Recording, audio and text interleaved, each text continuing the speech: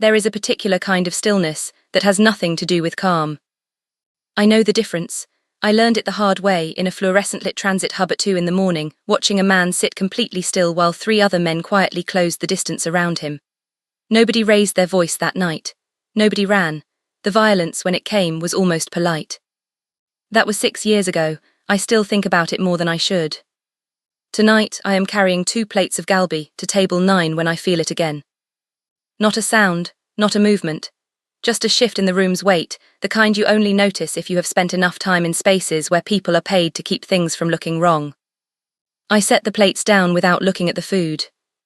The private dining room at the back of Chongno seats 8. Tonight it holds 6 men. The man at the center of the table is someone I have never seen here before.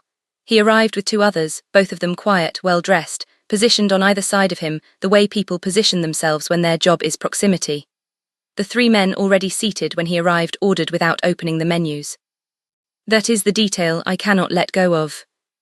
You do not memorize a menu you have never seen unless someone told you exactly what you would be ordering before you walked in. That is not a dinner. That is a staging. The man at the center does not know this yet. He is leaning slightly forward, engaged, completely at ease. His jacket is tailored. His hands are still.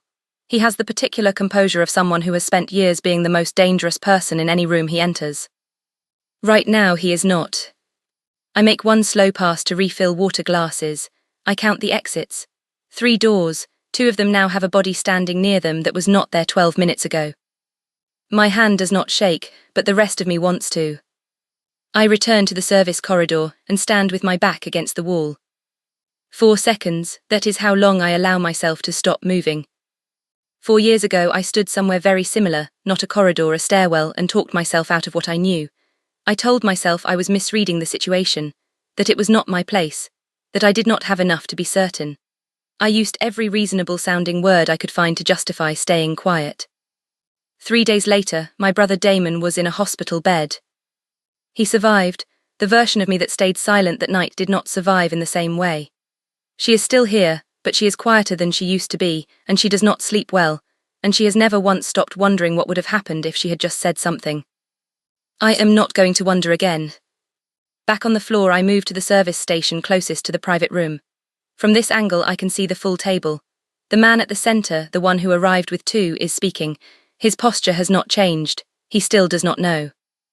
One of the 3 pre-seated men shifts his chair, not toward the table, away from it just slightly, enough to open space on his right side. That is a preparation gesture. I have seen it before. I have approximately 90 seconds before the geometry of this room becomes a problem no one can talk their way out of. My heart is hitting my ribs in a way I am choosing to ignore. I pick up a water pitcher because I need a reason to be near that table. I need to be close enough that one sentence, just one, reaches the right person before the window closes. If I am wrong, I lose my job tonight. I humiliate myself in front of men who will remember my face for the wrong reasons. If I am right and I say nothing, a man dies 4 feet from where I am standing. I already know which version of this I can live with. I walk toward the table. I am still walking toward the table when my feet slow down on their own. Not because I changed my mind. Because the part of me that has done this long enough, the part that watched security professionals work rooms where mistakes had consequences, that part is running the calculation faster than my nerves are. If I approach that table and I am wrong, the embarrassment is survivable. I apologize, I look foolish, I go home. But if I approach that table in the wrong way, too direct, too urgent, too obviously alarmed, and I am right, then I have just announced myself to 3 men who did not come here to leave witnesses. The way I move in the next 30 seconds matters, as much as what I say. I slow my pace to match the rhythm of the floor, unhurried, purposeful, a woman doing her job. I have been invisible in this restaurant for 8 months. Tonight, that invisibility is the only tool I have that actually works. The man at the center of the table shifts in his seat. He says something I cannot hear from this distance, and one of the men across from him responds with a short nod. The body language reads like agreement, like the meeting is progressing exactly as planned. He still does not know that the plan he is inside is not the one he thinks it is. 15 feet away now, I can see the table clearly. The 2 men who came with him are seated on either side, slightly back from the table, present but not leaning in. Their eyes are moving across the room in a pattern I recognize, They are doing their jobs. They are watching for the obvious threat. They are not watching the three men they are already sitting with. That is the gap. That is exactly where this ends badly. I think about Damon, not the hospital, not the phone call. I think about the 3 days before, the version of me that had the information and held it because she was afraid of being wrong. I think about how reasonable that felt at the time, how logical, how careful, how useless. My grip tightens on the water pitcher. 10 feet now. The man at the center glances up briefly as I approach, the automatic awareness of someone who always tracks movement near him. His eyes find me for exactly 1 second. A waitress, background. His gaze moves on. That 1 second is the only opening I am going to get. I can see the chair position of the man to his left, the slight forward tilt of his body, the right hand resting just below the table edge. He is not reaching for anything yet. I take the last 3 steps. I do not rush them. I set my face into something neutral, lower myself slightly toward the table as though checking on the water glasses, and I open my mouth. I said 7 words. I said them in a voice that did not carry past the table. Calm, flat, delivered the way you tell someone their order will be delayed, like the information matters, but the world is not ending. 7 words, and I watched his face. Most people, when they hear something that changes the situation, react with their whole body. Their shoulders move, their breathing changes, their eyes widen or their jaw sets or they turn toward whoever just spoke. He did none of those things. What Waitress did was go completely, deliberately still. The way a man goes still when he is using every available resource to process information without broadcasting that he received it. That stillness lasted 3 seconds, maybe 4, and in those 4 seconds I watched him reconstruct the room. His eyes did not sweep the table. They did not find the men across from him or the one to his left. They moved once toward the nearest door and then returned to center. That was all he needed. He set his glass down. He said something brief to the man on his right, his own man, in a tone that matched mine. Unremarkable. Then he straightened in his chair and addressed the table with the composed ease of someone wrapping up a conversation that had simply run its natural course. The 3 pre-seated men had no window to close. The exit was called before they could take it. I was already 3 steps back toward the service station when I heard the scrape of chairs, the low exchange of formal words, the particular sound of a meeting ending before it was supposed to. I did not look back. Looking back would have been the mistake. 2 minutes later, Waitress walked past me toward the front of the restaurant. He did not slow down. He did not look in my direction. He moved the way he had arrived, controlled, unhurried, surrounded by the 2 men who came with him. He did not look back at me. I told myself that was intentional, that not acknowledging me in that room in front of those men was a calculation made in my favor. I told myself that for about 40 seconds. Then I put the water pitcher down and stood very still. Because what I had just done could not be undone. I had placed myself inside a situation I did not fully understand, involving a man I did not know, surrounded by people who would now spend time figuring out exactly what I said and why I knew to say it. I had been invisible for 8 months in this restaurant. I had just made myself visible in the worst possible way. The floor felt ordinary around me. Other tables, other conversations, other people finishing their meals with no idea what had just happened 12 feet away. That was the part that frightened me most, how normal it all looked. If you felt that if something in you already knew this was only the beginning, you already understand what Nyla is about to face. Subscribe now, because this story does not get safer from here, it gets closer. I finished my shift. That is the part that still surprises me when I think about it, that I stayed. That I cleared tables and ran cards and said goodnight to the kitchen staff like a woman whose hands had not been shaking 40 minutes earlier.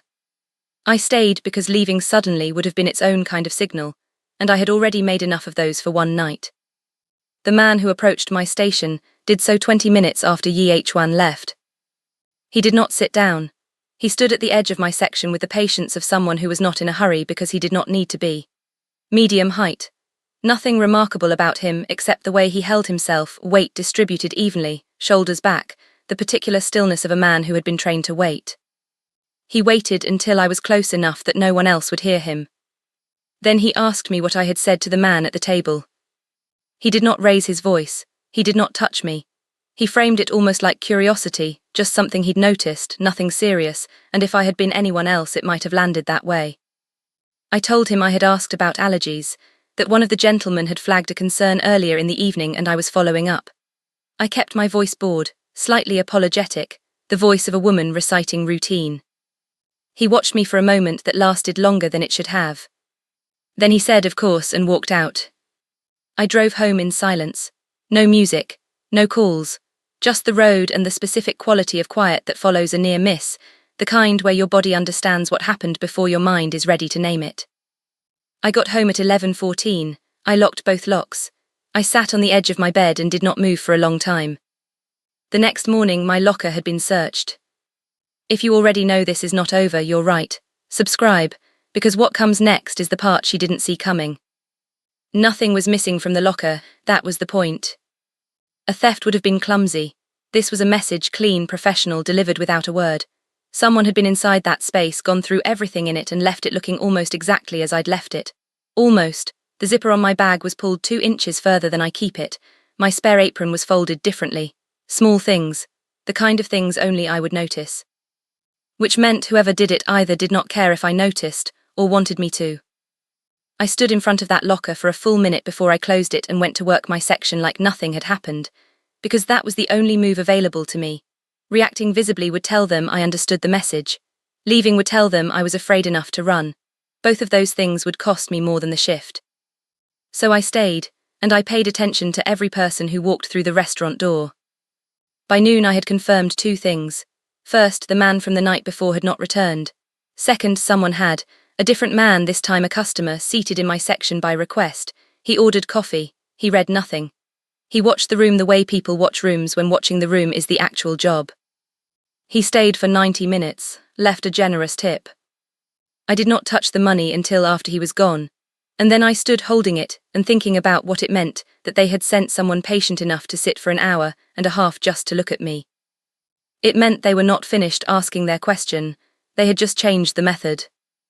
That evening I sat in my car in the parking lot before driving home and thought about what I actually knew. I knew what I had seen, I knew what I had done. I knew that somewhere, a man was alive who would not be if I had kept walking. What I did not know was whether that man had any idea who had just stepped into the path of something meant for him. Or whether knowing would make me safer or less. The envelope arrived on a Tuesday. Not mailed, hand-delivered, placed on the service counter during the lunch rush by a man I did not see come in and did not see leave. One of the kitchen staff found it and set it near the register with my name on the front. Just my name. No last name. No return address. Just Nyla, written in the kind of clean, deliberate print that does not belong to someone who was in a hurry. I waited until my break to open it. Inside was a card, white, small, 2 things on it, a time and an address, nothing else, no signature, no explanation. I turned it over, blank. I stood in the break room holding that card and understanding exactly what it was. Not an invitation, not a request. A summons dressed in the clothes of a choice, because they already knew where I worked, they had already been inside my locker, and they had already sent someone to sit in my section for 90 minutes. The address on that card was the next logical step in a sequence I had not agreed to be part of. But I was already part of it. That ship had sailed the moment I opened my mouth at that table. Before I left the break room, a man appeared in the doorway, not the same one from before, younger. He looked at me with the particular blankness of someone delivering a message they have no personal interest in. He said 2 words. He knows. Then he was gone. I stood there long enough to understand what those 2 words meant, not just that Yi Hwan Siu knew what I had done, but that he had known long enough to find me, confirm who I was, learn where I worked, and arrange a meeting. All of that had happened while I was clearing tables and convincing myself I still had time. I had not had time. I went to the address that evening, not because I was obedient, because I understood that the people who sent that card already knew exactly where I slept. The address was a private room above a restaurant I had passed 100 times without looking at twice. A man I had never seen met me at the door and walked me up a staircase without speaking. The room at the top was plain, a table, 4 chairs, a window with the blinds angled down, no art, no clutter, a space designed for function, not comfort. Yi Hwan Siu was already seated when I walked in. He looked exactly as he had at Chongno, composed, unhurried, occupying stillness the way most people occupy movement. He gestured toward the chair across from him without standing. I sat down. The man who had walked me up took a position near the door behind me. I noted the distance, 12 feet, close enough to matter, far enough to feel like courtesy. Yi Hwan looked at me for a moment before he spoke, not a performance, an assessment. Then he asked his first question. He wanted to know how I had identified the threat. I told him part of the truth, that I had worked in environments where I had learned to read rooms. I did not name the transit hub. I did not name the venue. I gave him the shape of the answer without the specifics, because specifics are leverage and I was not prepared to hand any over. He accepted that without visible reaction and moved to the second question. He asked whether anyone had sent me. I told him no, directly, without softening it or adding anything to it, because the worst thing I could do in that room was over-explain. People who are telling the truth do not need extra sentences. He studied me for a moment after that. Then he asked the third question, whether I understood what I had interrupted. I said I understood enough. That was the answer that changed something in the room. Not dramatically. Just a small shift, a slight recalibration behind his eyes, the way a person adjusts when a situation turns out to be marginally more complicated than expected. He did not ask the fourth question immediately. He let the silence sit for a few seconds, which I understood was its own kind of test. Then he told me I would be compensated for what I had done. He said it the way someone closes a file, firm, final, generous on the surface. He told me to return to my life. He said it like a gift. I heard it like a boundary being drawn. I stood when he stood. The man near the door moved aside. Everything about the exit was arranged to feel orderly, concluded, resolved. I walked to the staircase and started down. Halfway to the bottom, I passed a man coming up. I knew his face. Not from this world, from the venue. 3 years ago, a quarterly event with clients whose names I had processed on an access list and never spoken aloud. He had been one of those names made into a face, and he was here, inside this building. Moving through Yi Hwan's orbit like he belonged to it. I kept walking. I did not look back. But my mind was already doing the thing it does, pulling threads, finding the shape of something I did not yet have words for. Damon called me on a Thursday afternoon. He did not call to report danger. He called the way he always calls, easy, unhurried, checking in because that is who my brother is. He asked about work. He told me about a problem with his car. He laughed at something in the background that I could not hear clearly. And then, almost as an afterthought, he mentioned that someone had stopped by his apartment asking about me. He described it as friendly. A man he did not recognize, asking whether Damon knew where I was working these days, whether I had moved recently, whether I was seeing anyone. The man had been warm, conversational, had not stayed long. Damon thought it was strange but not alarming. I thought it was a door being measured before someone decided whether to walk through it. I kept my voice even for the rest of the call. I asked 2 questions, what the man looked like and whether he had said how he knew me. Damon gave me a description that matched no one I could place. The man had said we had mutual friends. After we hung up, I sat with the phone in my hand and felt something shift inside my chest. Not fear exactly, something colder than fear, the particular sensation of watching a line get crossed that you cannot uncross. They had found Damon, which meant they had looked for Damon, which meant someone had dug far enough into my life to find the one person in it I had spent years keeping at a careful distance from anything that could hurt him. I had protected him from things he never knew existed. I had been careful and quiet and deliberate about it for years, and in 4 days, without trying, I had undone all of it. I made a decision before I stood up from that chair. Not a comfortable decision, not a safe one, but the only one that made any kind of sense given what I now understood about my position. I went to my bag and found the number I had been given after the meeting.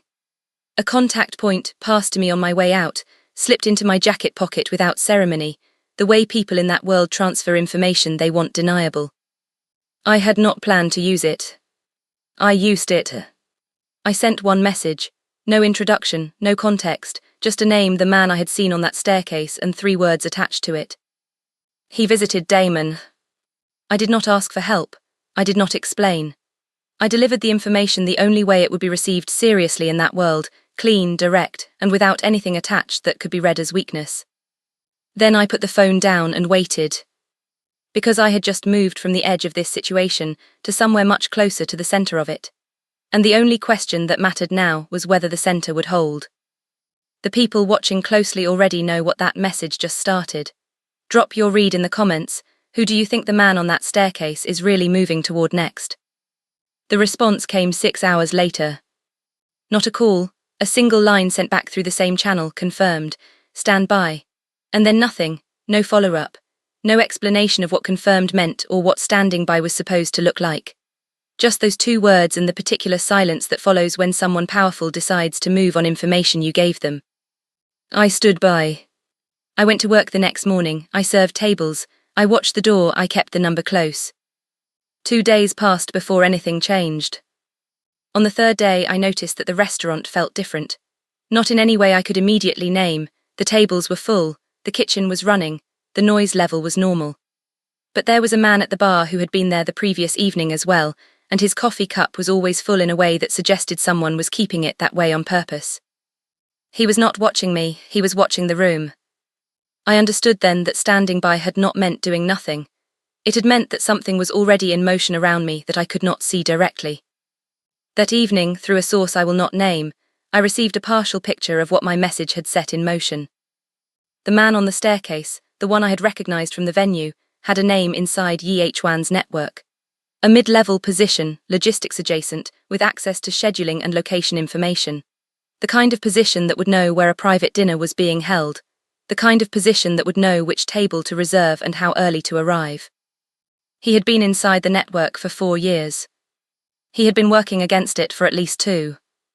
What I had given Yichuan was not just a name. It was the thread that, once pulled, connected the dinner at Chongno to an internal source, someone with enough access to arrange the geometry of that room from the inside. Someone who had known the meeting was happening before Yichuan had finished deciding to attend. The betrayal was not external, it had never been external. I thought about that for a long time. About what it means to build something on loyalty and then discover the rot was growing from somewhere close enough to touch. About what Yichuan must have felt when the information resolved into a face he recognized. Not a rival, not a stranger. Someone he had let inside. What happened to that man after my message I was not told directly. But he was gone from his position within 48 hours, and the particular silence around his disappearance had the quality of something handled rather than something concluded. Those are different things. Concluded means finished. Handled means contained, which is not the same as safe and not the same as over. For me, that distinction mattered. Because handled meant there were now people who understood that the dinner had been arranged from the inside. And once that was understood, the next question, the one that would surface in every meeting, in every quiet calculation made by the people closest to Yichuan, was how a waitress had seen what his own network had missed. That question had no comfortable answer. And I knew, with the kind of certainty that does not require confirmation, that the removal of one person from that network had not closed the space around me. It had opened a different kind. The man was gone, but the people who had authorized what he was doing, the ones above him, the ones who had wanted Yichuan dead badly enough to plant someone for 2 years, they were still present. Still patient. And now they knew my names. 3 days after the removal, I received a message telling me the situation had been handled and that no further contact would be necessary. That was the exact wording, no further contact necessary. Clean, final, the kind of language that is designed to feel like a door closing gently when what it is actually doing is locking. Damon reported no further visitors. The man at the bar stopped appearing. The restaurant returned to its ordinary rhythm, orders and tips and the same rotation of familiar faces. From the outside, everything looked exactly like before. I started writing things down that same evening. Not a journal, nothing personal. A record, dates, descriptions, sequences of events, the specific wording of every message I had received and sent. I kept it in a notes application I had never used for anything else, behind a password I had not used anywhere before. I did not do this because I was planning to go to anyone with it. I did it because I understood that the people who had told me the situation was handled were not in the habit of keeping my interests at the center of their decisions. Documentation was the only form of leverage available to a person in my position. I also understood something that the message had not said directly, but that every instinct I had was saying clearly. Handled had a specific meaning in that world, and it was not the same as resolved. Handled meant a person had been removed from a position. It did not mean the people above that person had stopped wanting what they had originally wanted. It did not mean I was no longer a question they needed to answer. I kept going to work, I kept my circles small, I checked on Damon twice that week without telling him why. On the 5th day after the message, I found something that confirmed what I had already suspected. The man who had been removed, the one from the staircase, the one whose name I had passed, had made contact with someone before he was cut off. One outgoing message sent within hours of his removal. I did not know what it said. I did not know who received it. But I knew it had been sent, and I knew that whoever received it now had a reason to move. The documents appeared on a Wednesday. I found out about them the way I find out about most things, not directly, but through the shape of what changed around me. A former colleague from the venue reached out after 2 years of silence, asking careful questions about whether I had been contacted recently by anyone asking about my time there. The message was friendly on the surface. Underneath it was the specific tension of someone who had already been asked something and wanted to know how much I knew. I did not respond immediately. I sat with it for a day and thought about what her reaching out meant about what was already in circulation. By the following afternoon I had a partial picture. Access logs from the venue, sign-in records, my name on contract paperwork for events I had staffed 3 years ago. On their own, those documents meant nothing. I had worked there legally, done nothing wrong, and left without incident. But the documents were not being circulated on their own. They were being circulated alongside a framing, a story about who I was and why I had been in that room at Chongno, a story that connected my name to organised money in a way that looked like involvement rather than employment. Someone was building a version of me designed to make me untouchable. Not physically, reputationally. If that version of me reached the right people, reached Yi Huan's inner circle before I could, then I became a liability he could not afford to be associated with. The protection his non-interference had provided, however informal, would dissolve, and I would be standing completely exposed with no one between me and the people who had already sent one message through a removed intermediary. The precision of it was what stayed with me. This was not a threat, it was a construction project. Someone was building a cage out of paper and putting my name on the door. I thought about what I had and what they had. They had documents that looked like something they were not. I had the truth, and the truth, without someone willing to hear it, is just a story competing with another story. What I needed was to reach Yi Huan's people before the fabricated version of me did. Not to ask for protection. To deliver the correct information first, because in that world, the first credible version of events is the one that shapes every decision that follows. I had one move. It had to be precise, and I had to make it before whoever received that outgoing message decided I had already waited long enough.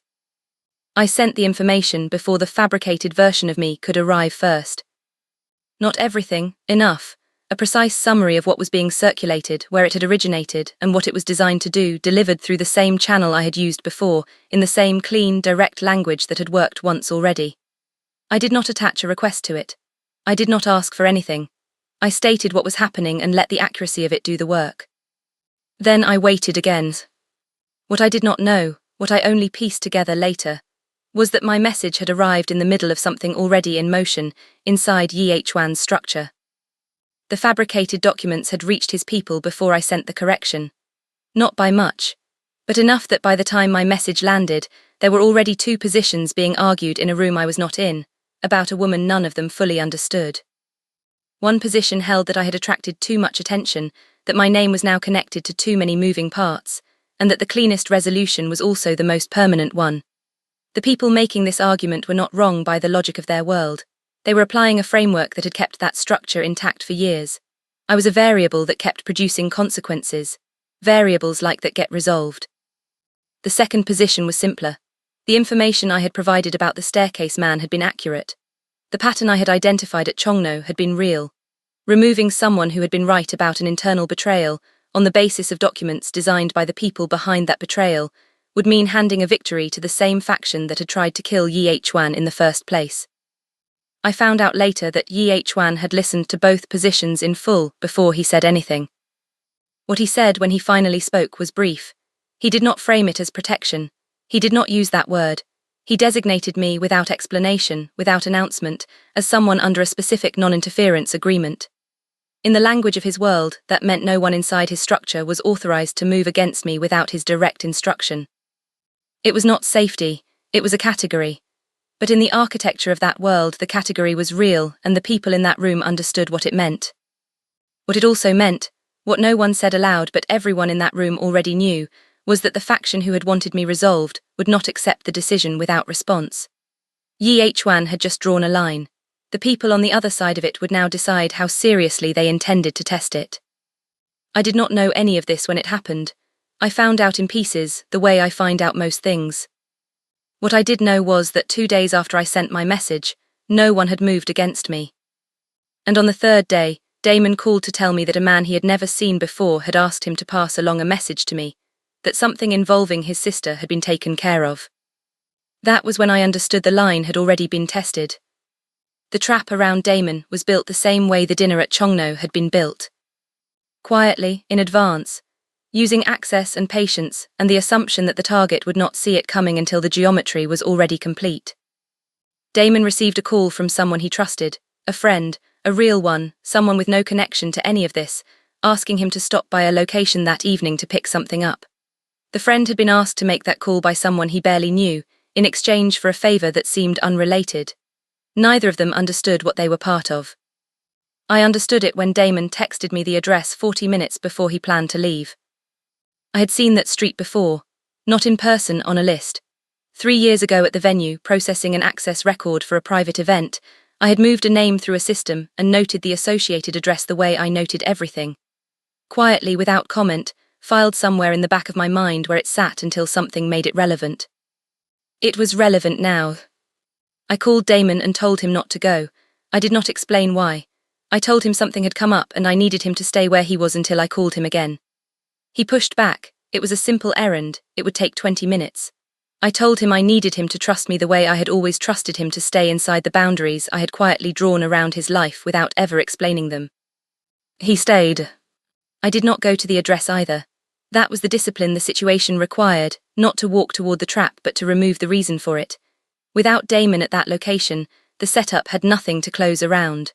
I had learned from Chongno that the geometry only works if the target arrives on schedule. I changed the schedule. What I did instead was contact the channel one more time, not with a question, with the address, the time, and the name of the person whose network that location belonged to. 3 pieces of information, sent and done. Then I drove to Damon's apartment and sat with him for 2 hours while he watched something on television and I watched the window. Nobody came. At some point during those 2 hours, something happened at that address. I do not know the details and I did not ask for them. I know that the location became inactive. I know that the faction behind it lost its operational footing in that district within the week. I know that the particular patience that had been building toward me since the dinner lost its organizational support. What I also know, what I found out later in the careful, indirect way that information moves in that world, was that Yi Chuan had known about the trap before I sent the address. He had positioned someone nearby, not to intervene directly, to observe the outcome and to act only if it went wrong. Whether that was for my sake or for the sake of enforcing his non-interference designation, I cannot say with certainty. I have thought about it more than I should have. What I came back to every time was this: it did not matter. The result was the same. Damon was safe. The trap had closed on nothing. And I had done it without waiting for someone else's system to decide whether I was worth protecting. I sat in Damon's apartment until midnight. He fell asleep in the chair across from me. I watched him breathe and thought about 4 years ago, and the hospital, and the 3 days of silence that had cost me something I spent years trying to name. I had named it now. It was called standing still when you know better. I was done with that. The communication came 4 days later. Not through the channel. Directly, a physical envelope slid under my apartment door sometime between midnight and 6 in the morning. Inside was a key, a lease document in a name that was not mine, for an apartment in a part of the city I had no prior reason to be in. 1 year, paid in full, and a small card with 4 words written on it in the same clean, deliberate print I had seen before. You are not forgotten. I held the key for a long time. Then I set it on the table and made coffee, and stood at my window while the city did what cities do in the early morning. Moved, indifferent, full of people carrying their own weight without any knowledge of anyone else's. I thought about what accepting that key would mean, what category it would place me in permanently. What it would say about who I understood myself to be and who I was willing to become in exchange for a version of safety that was never really mine to claim. I left the key on the table for 3 days. On the 4th day, I found my own place. Smaller, a building I had located myself using my own name, paid with my own money. I signed the lease on a Thursday afternoon and drove home through ordinary traffic, feeling something I did not immediately have a word for. It was not peace, it was not relief. It was the specific clarity of a person who has made a decision that cost something real and can live with what it cost. I did not contact Yi Hwan. I did not return to Chongno. I told Damon almost nothing, which is the same way I have always protected him, by keeping the most dangerous parts of my life in a room he does not have the key to. Somewhere in this city, a patient man still has my face in his memory. He has not moved yet. Yet. That word yet is doing a lot of work. If you want to know what comes next, subscribe, because his patience is not permanent, and neither is hers.